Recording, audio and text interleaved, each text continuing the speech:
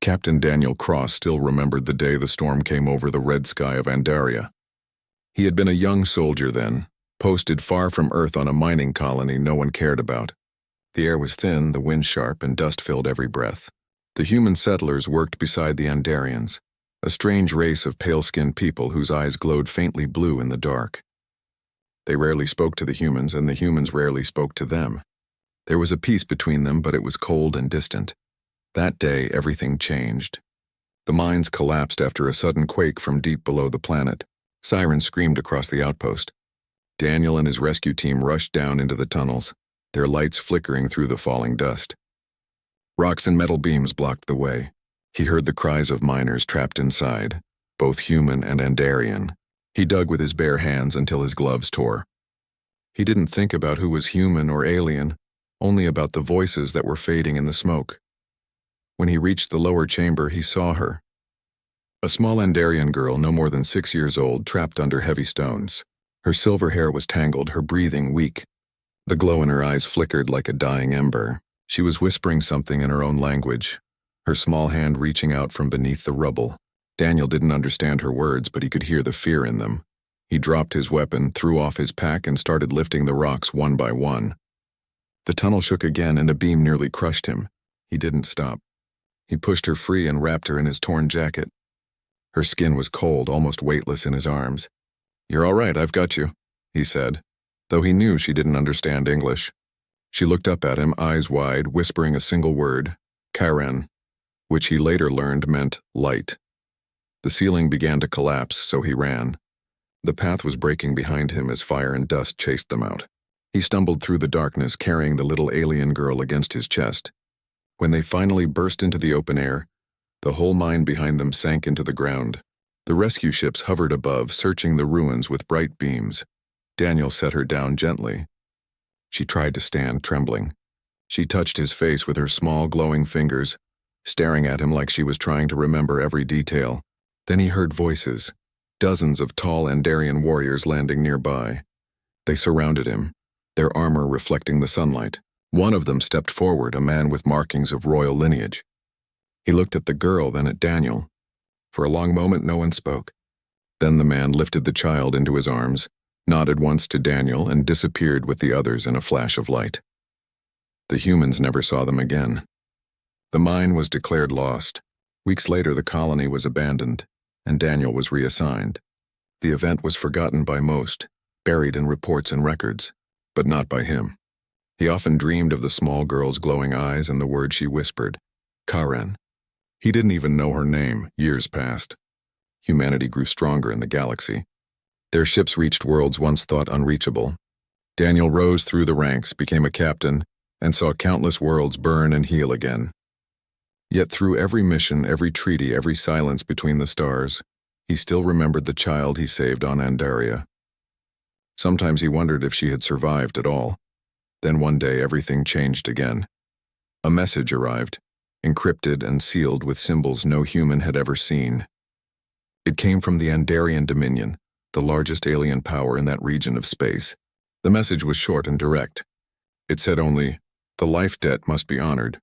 You are requested at the royal capital." It was signed by someone named Alara.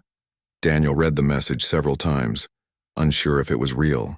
The Andarians rarely spoke to humans, much less invited them to their sacred world. He hesitated for days, thinking it might be a trap or some diplomatic test. But something inside him, a quiet, unshakable feeling, told him to go. He boarded a transport ship bound for the Dominion's border. When he arrived, Andarian escort vessels surrounded his ship immediately. They said nothing but guided him through vast blue gates that shimmered like glass. The journey through their territory was silent yet beautiful. Stars looked different there, softer, slower, like the light itself was alive. When his ship finally landed on the Andarian capital world, he stepped out into a place unlike any he had seen. The sky shimmered silver. Tall spires rose into clouds shaped like flowing ribbons. The air smelled faintly of rain and crystal dust. Everywhere beings of light and silver moved with quiet grace. He felt completely out of place. One rough, battle-worn human in a world built like a dream. A royal escort met him and guided him through long halls where walls glowed softly with energy. The silence was heavy but not hostile. Finally, they stopped before a pair of massive doors. The escort bowed slightly and said, "Her Majesty will see you now." The doors opened and Daniel stepped inside. The throne room was vast, glowing with floating light crystals. A long staircase led up to a silver throne surrounded by banners that moved like waves in still air. At first, he couldn't see her face clearly through the brightness. Then she rose and walked down the steps. The light dimmed and Daniel froze where he stood. She was tall, graceful, her hair like flowing silver silk. Her eyes glowed with the same faint blue he remembered. Her voice was calm but carried a strange warmth. "Captain Daniel Cross," she said softly. "Do you remember Andaria? Do you remember the mine and the child you saved?" He could barely breathe. His heart pounded in disbelief. "You," he whispered. "You were that child?" She smiled faintly. "I was. My name is Alara. That day you gave me my life. Without you, there would be no Queen of Andaria." Daniel stood silent, memories flooding back. The fire, the dust, the small hand clutching his jacket. He never thought he'd see her again, much less like this. She looked at him with gratitude but also sorrow, as if something heavy weighed on her heart. "You were called here for more than thanks," she said. "My world faces a danger I cannot stop alone. But before I ask for help, I needed you to see what your single act of mercy has become. You saved a child, but that child built a kingdom that now looks to humanity for hope." He didn't know what to say. All he could do was nod. The Queen smiled again softly. "Rest tonight," she said. "Tomorrow I will tell you everything." As he was led to his guest chambers, Daniel looked once more toward the grand hall where she stood. The stars beyond the palace windows seemed to shimmer in quiet respect. He realized then that his past had never truly left him. It had only been waiting for the right moment to return. He had saved a child in the dust of a dying world.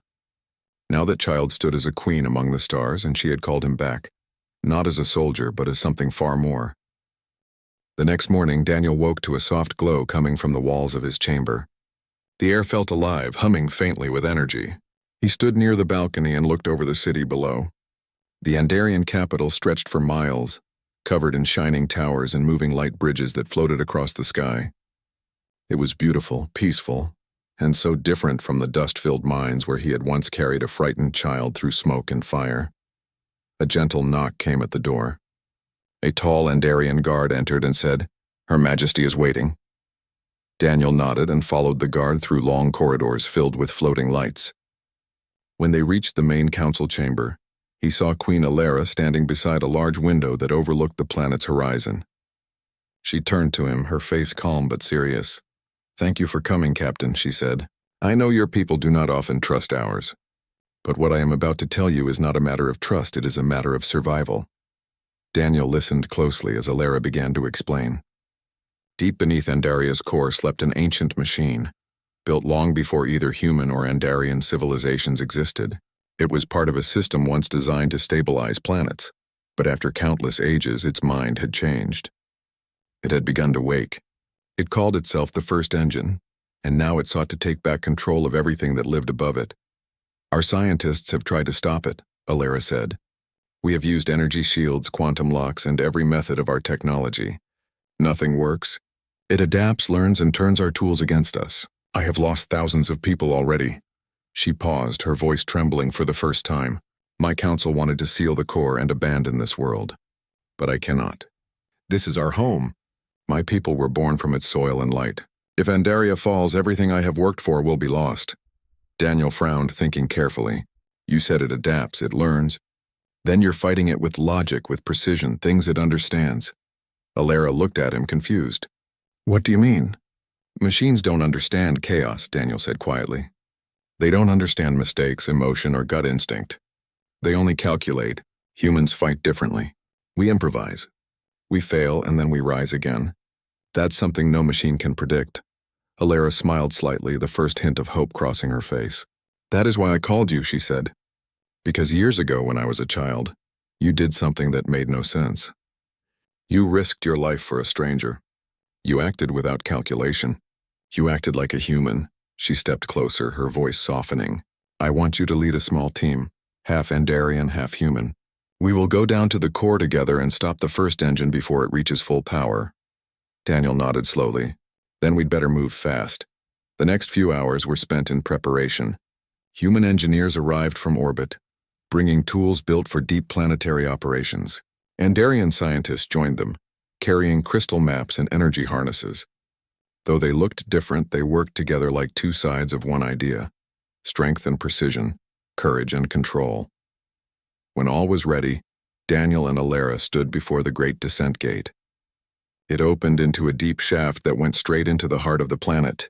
The walls shimmered with red light as they entered the transport platform. The ride down was silent except for the hum of power. Daniel looked at Alara beside him. She wore light armor that glowed faintly blue, her crown replaced by a simple band of silver. "Are you afraid?" he asked. She smiled softly. "Only of failing my people." "Not of the dark?" Daniel nodded. "Good. Fear is fine. It keeps us sharp." As they descended, the air grew warmer. Strange patterns appeared on the walls, symbols older than either of their species. When the platform finally stopped, they stepped out into a vast cavern filled with moving light.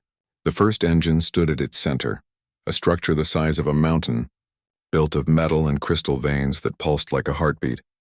A voice echoed all around them, not from any mouth but from the machine itself. "Intruders detected.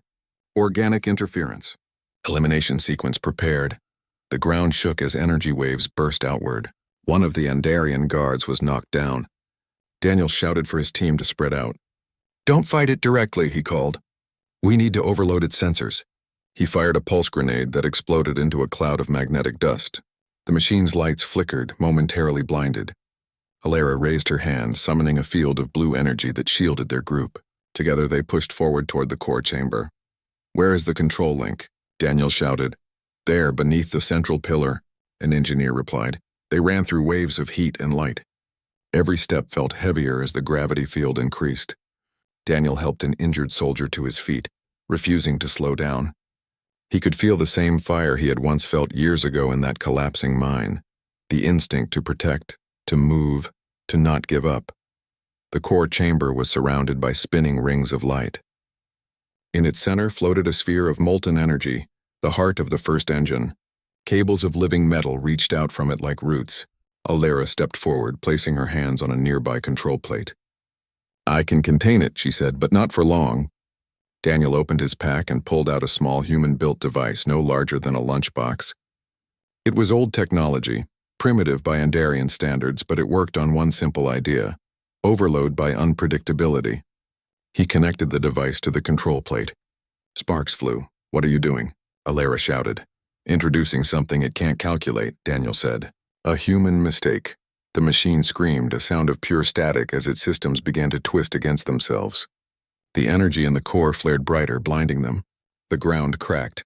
Alara stumbled, and Daniel caught her before she fell. The heat was unbearable, but he held her tightly until the light finally broke and the sound stopped. Silence. The rings stopped spinning. The lights faded to a soft blue. The first engine was still.